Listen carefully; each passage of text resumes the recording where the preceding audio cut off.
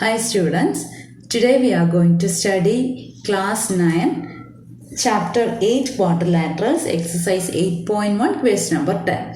Our question is ABCD is a parallelogram and AP and CQ are perpendiculars from vertices A and C on diagonal BD.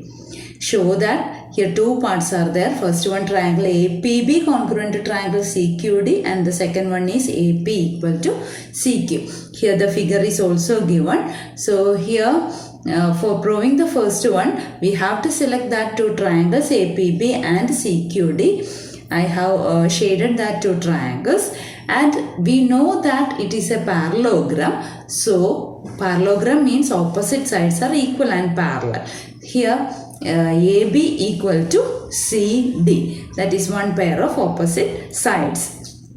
And here we know that these two sides are parallel also, so alternate interior angles will be equal.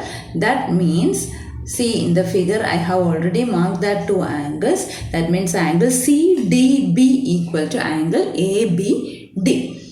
Now we know that it is given that angle APB equal to angle CQD, it is equal to 90 degree. So here two angles and one side, they are equal. So by using AAS congruence we can say that these two triangles are congruent, or if two angles are equal then automatically the third angle will be equal. So by AAS congruence also we can prove that these two triangles are congruent. So first part is over. Now proving the second part, see the corresponding parts of the congruent triangles are equal.